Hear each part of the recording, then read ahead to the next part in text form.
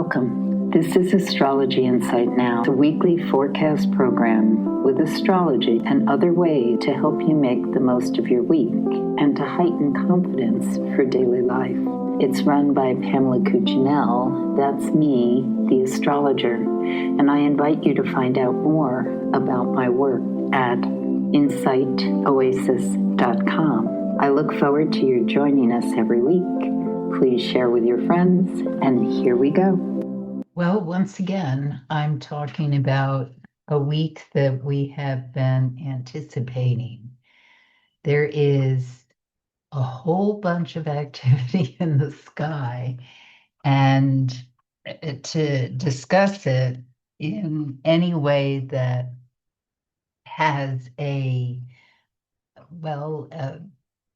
grasp on what is going to happen is going to be partly conceptual, referencing mythology again, spiritual evolution, consciousness evolution, and endless possibilities for significant change and turnaround. What that exactly means will be totally dependent on decisions that each individual makes. As I talk about in my perception of astrology, is each one of us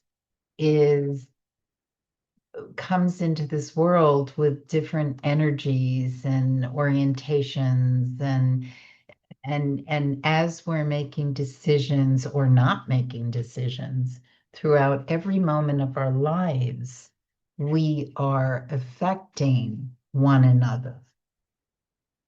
And the last thing any of us want to be seduced, think, or believe is that we do not have an impact on the whole, because each of us does.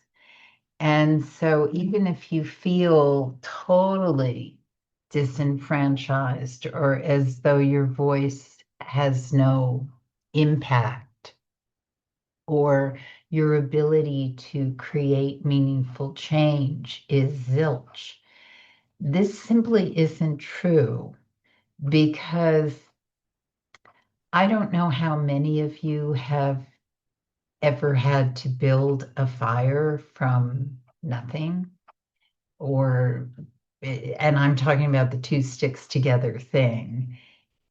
But if you've ever had that experience of being in the woods and looking for pieces of wood that is dry enough and aiming a certain way and maybe implementing the sun or a piece of glass to kickstart the process, what it requires is pulling together the right elements to create that magic momentum that will ignite and create fire. And that's metaphor, certainly, but it's also keeping in mind exchanges you have on the street, in conversations, in groups, whatever your daily life is, and how you approach other people's situations has everything to do with how it all plays out.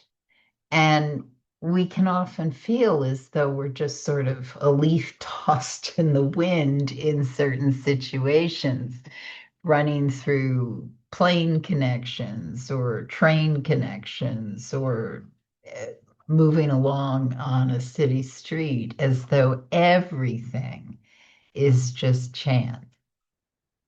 And it is, and it isn't, because how we respond to situations around us is everything with the potential outcome. And what we're witnessing now is a lot of strategies, powers, governmental bodies, institutions, what we're allowed to see or not see on the internet, is all targeted to lead us in certain directions.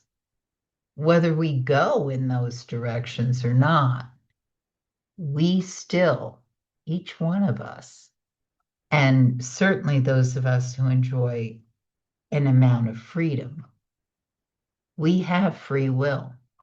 And we have not only the ability, the privilege, the freedom to use that.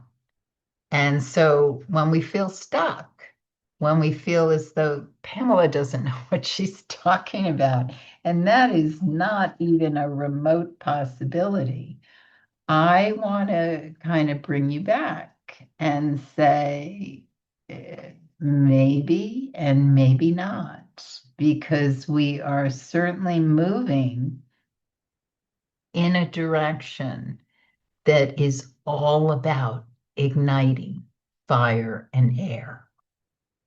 And that's the outer planet lineup that we've got this week.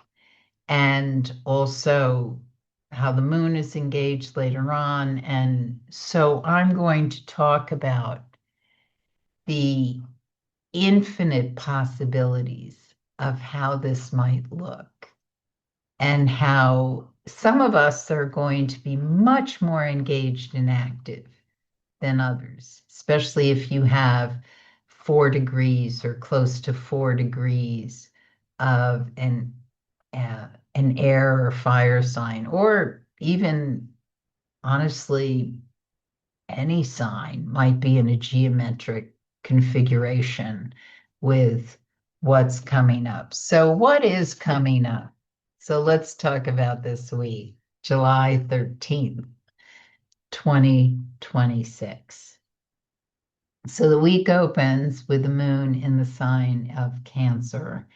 And we are in the dark of moon on Monday, which means that we are about to enter the new moon, which occurs exactly at 5:44 a.m. Eastern Time on Tuesday, the 14th.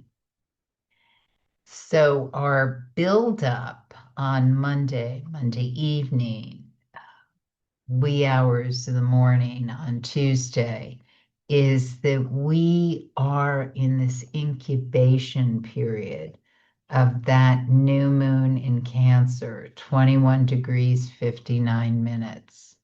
Now, Cancer is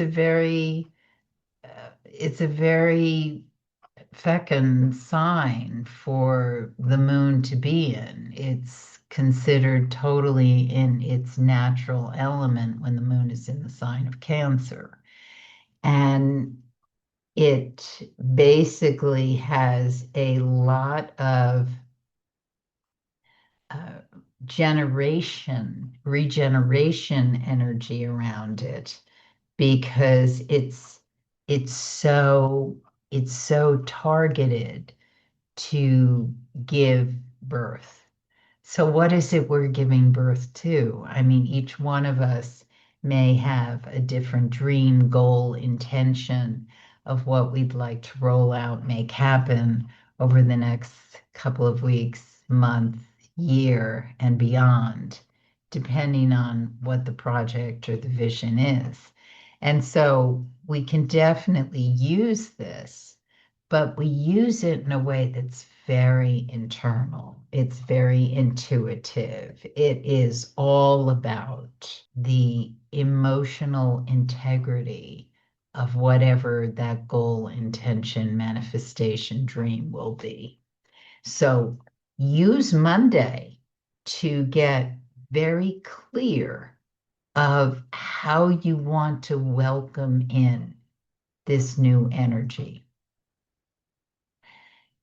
It reminds me of, well, I'm going to tell a quick story of when I gave birth, and this is the sanitized podcast version.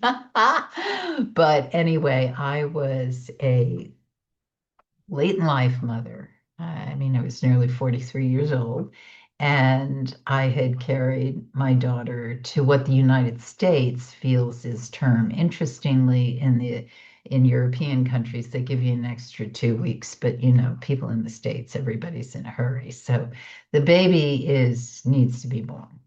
And especially in fairness, being an older mother, I mean, there were other reasons why this was impressed on me as being very important.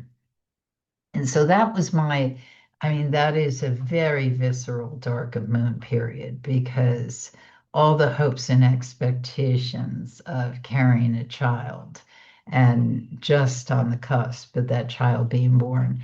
And I sat down with the head of obstetrics of the facility. And she actually, amazing woman, she actually brought to tears with me, saying how much she knew I had worked and anticipated this child, that in her mind was going to be a healthy birth, etc. But if I didn't have um, labor, that weekend, because this was a Friday, then they were going to induce birth on Monday for the safety of the baby and for me.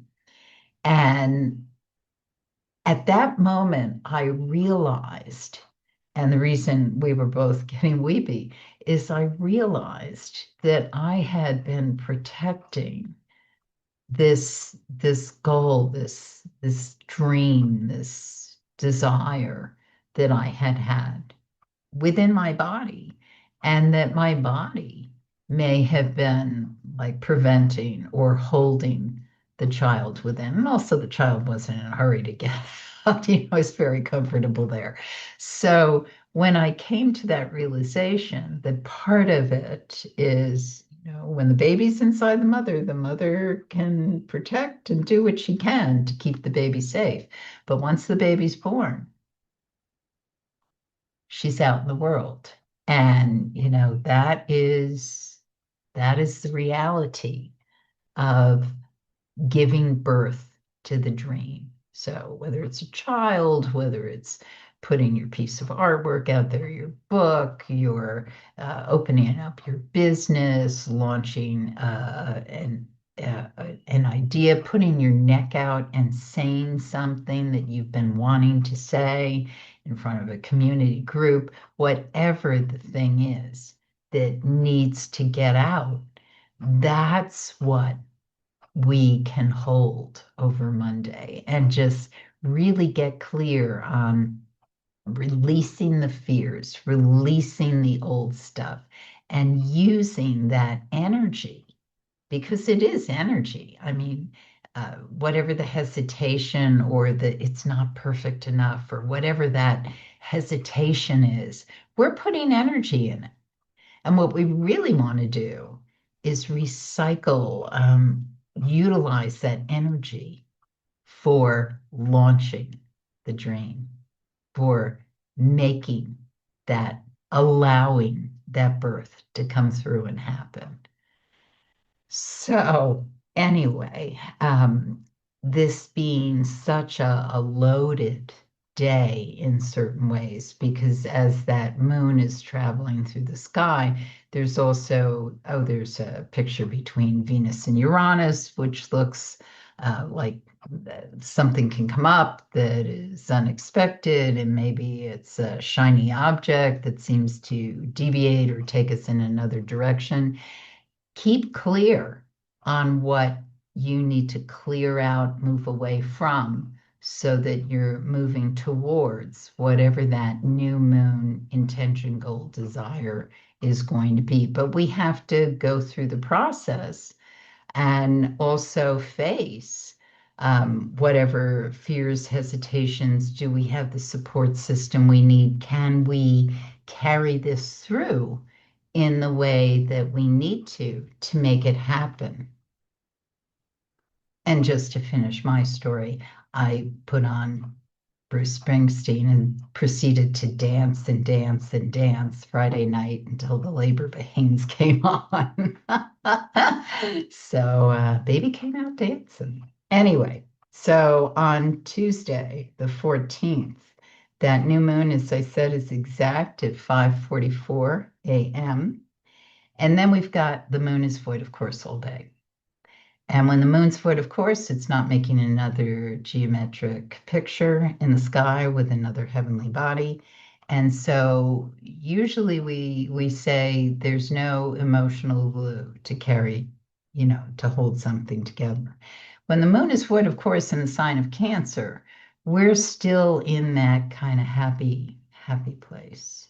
If we're content, if we remember to eat the meals we need to eat to feel sustained throughout the day, if we're in a comfortable place. I mean, the moon in Cancer wants us to be somewhere or with people with whom we feel comfortable. That's one of the things that makes it feel content. And so if you can allow yourself that in whatever way possible, even if you're at a desk in a cubicle, if you can give yourself occasional glances at a picture of the ocean or something that allows you a sense of floating and possibilities, you can hold that energy of allowing the trajectory to take you where you need to go. So once the moon enters the sign of Leo, which is 6:35 p.m. Eastern time, now we're in very different energy. We're in fire. It's what we call fixed. So it holds whatever the project or the thing is that we're working to make happen. There might be a little bump in the early evening with kind of releasing a sense of whatever a grievance might be or something that saddens us, which is easy to imagine in today's world. So many things come up and we are aware of so many things.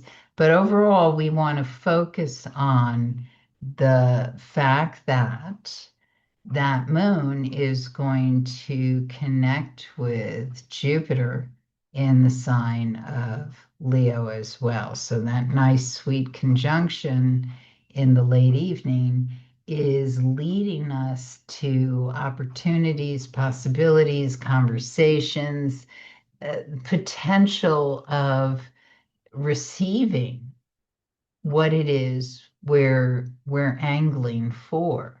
Now, this can be especially true for fire and air signs, especially early degree, because that is when we are engaged with that sense of this is what I'm open to and wanting to bring in to my wealth stream.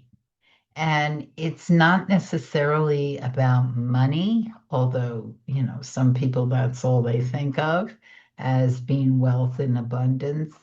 But it is very much about the expansion that can lead us to greater wealth, whether it's financial, emotional, spiritual, relationship. It's really about being open to what is available and within your grasp. And one thing that can impoverish us at times is if we're tunnel visioned and just thinking that the only abundance or the only opportunities are coming through one doorway. And that limits us from seeing another doorway portal that might be wide open, welcoming us. But we're not even registering it because we're so blindsided by what it is we think we want. And that's why it's so important to get clear on what the desire, goal, intention is. Because when we have a concept of what that is, we don't want to limit the obtainment of it by what we think is the only path to get there.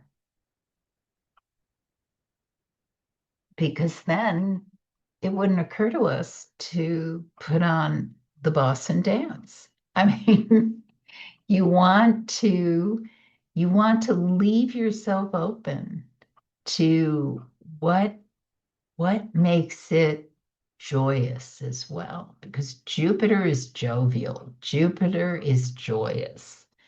I mean, Jupiter can be also kind of heavy-handed and demanding, but in its purity of really receiving and recognizing true abundance, it doesn't take, even though Jupiter, the god Zeus, took, because if he wanted it, he took it. Life is good. But then when he would do that, in the mythology, there was always hell to pay, because it's, you just can't take without recognizing the consequences of action. And that is back to what I was talking about earlier, why our responses, how we act in situations, how we engage, you know, that's everything with what continues to happen with the energy and how it burns. It burns, like ignites and starts a fire that's bad, or does it warm like a hearth? And so much of it has to do with tending that fire and paying attention to what it needs to grow and flame. So the next couple of days, Tuesday, once that new moon in Leo, sorry, once the moon is in the sign of Leo after the new moon in Cancer, that just cooks the soup of, let's just bring these ideas to a place where we've got the right agents, the right teams, the right ingredients, and it's all coming together. And it really can. But what it's asking of us, because Moon and Leo, one thing it's going to do is it's going to, as I said, it will be in conjunction with Jupiter. Then it's going to be in a trine, a harmonious aspect with Neptune, which is in early degree Aries, fire sign. And then it will trine with, Saturn. Yes, it trines with Saturn, but not before the moon will be in opposition to Pluto in Aquarius. So, what does that mean? Well, what it means is all the big guys are on the field. So, we've got Jupiter, king of the gods, and also about expansion and engagement and possibilities. We've got, oh, I didn't even mention Uranus. We've got Uranus, which is in Gemini, air sign, also engaging with that Leo moon. So Uranus is about change, rebellion, revolution, the unexpected. So that can turn back to what I said earlier. If you've got this tunnel vision of what you think it looks like, then you can miss what gets presented by that unexpected doorway or that revelation that comes in, that new idea that ignites a new possibility. Neptune that just can make us dream even bigger than we had actually thought possible. What do you mean so and so is coming on board?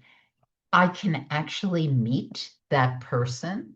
I can actually connect with that possibility. Absolutely. These things can be available to us as we open up to the cosmic soup and say, I am here, I am ready, and I am willing to be engaged. And then Pluto, the opposition to the moon, is saying, Okay, you want to be the star, but this is about the collective. And so, it's highly possible that as we look towards, I mean, think about it. Think about the plutocracy and all these, well, there's not a heck of a lot of them, but there's enough. So these wealthy players or people in power who are throwing their weight around and wanting to determine course of election, fate of humankind, fate of the planet, the climate, etc. I mean, that's all ego. It's hubris. And when that happens, Pluto in Aquarius is saying, wait a minute, sorry, it's about the collective. It's about there's a lot of people here, there's animals on the planet, there's a planet that might eject all human beings if we don't learn to cooperate with the planet. Let's pay attention to how we're going to make this work. So what we're going to see, I mean, not necessarily this week, although, yes, the pot is turning, that's for sure. There's a lot of action happening. So what we're going to see is we're going to see revelations, exposures, things that are starting to become more transparent, even with all the siphoning that's happening where, oh, you only see news from this channel or that channel, or you don't even know what's really going on. Things are going to start to crack open because, again, how do we rub those sticks together? Or how do these things come together and create something that is friction, activity, energy, igniting? And with the outer planets dancing in ways that are these things, this is not an accident. This does not happen a lot in the universe. The solar system doesn't have these kind of lineups on a regular basis where we see in nascent lower degrees, like all these planets in air and fire, just saying this is yang energy. Change is happening, movement is happening. We cannot stay in this paradigm anymore. It's breaking apart. And with that, yes, I mean, seismic things happen. It's not a stretch to imagine that there will be more actual physical world events, but we're also going to be seeing it play out in ways that have to do with what seems to be impenetrable or unable to change is going to start to change. So the moon goes forward, of course, at 6:27 p.m. on Wednesday, the 15th. And so that's a nice evening, moon in Leo, to just play, have fun. Don't expect anything major to happen or occur. That was supposed to be done before the moon went void, of course. And when we get the next day, the moon doesn't enter Virgo until 8:07 p.m. So that means all day on the 16th, the moon is void, of course, in the sign of Leo. And I would just say, if at all possible, make it a play day or a day when you're able to create. Sound off ideas, bounce things about. Try not to get anything really nailed down. Keep in mind, Mercury is retrograde this week, so we do want to avoid signing contracts or doing anything that really locks us into something ongoing because it may or may not come to pass. And if it does, it may or may not last. And that can be, if a person has Mercury in retrograde natally, that certainly can be modified. So once that moon is in the sign of Virgo, now we're in. Okay, let's put these the stakes down. Let's lay out the fire circle. Let's see how we're containing our ideas or how we want to build them and what's the best courses of action. And this can be a very creative evening for like laying out strategies, plans, thinking about what we might do, or to just have really rich, sustainable, like recharging sleep. Always good for that. Big advocate of that.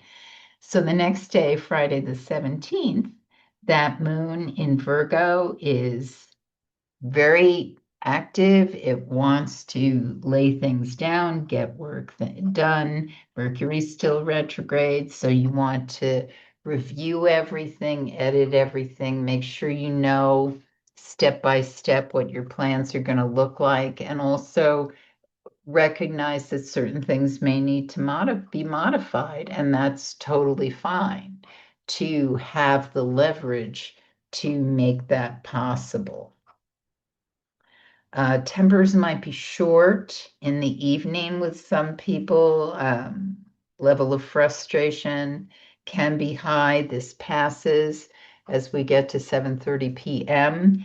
And then we're in a really sweet evening into the next day, which is, as I said earlier, high productivity, able to lay things out, modify, flexible, very, very good. Good for any kind of therapeutic work. Excellent day for that as well. So the moon goes void, of course, at 6:13 p.m. on Saturday the 18th, and it won't enter Libra until 12:57 a.m. the next day on the 19th. Now, this weekend, especially as we get to the 19th, when that moon is in the sign of Libra, this is when we have that huge lineup of planets that are all dancing around 4 degrees. We've got Pluto in Aquarius, Neptune in Aries, Uranus in Gemini. We have Jupiter that is in Leo, and then the Libra moon is coming in. So when we get to Sunday, this is that charged day. That Libra moon is in a harmonious picture with Jupiter in the morning. And then it does an opposition with Neptune. So, what that means is when the moon's in Libra, we can have a lot of conversations that are about teasing out ideas, playing devil's advocate at times, positive and negative, but it can be very constructive.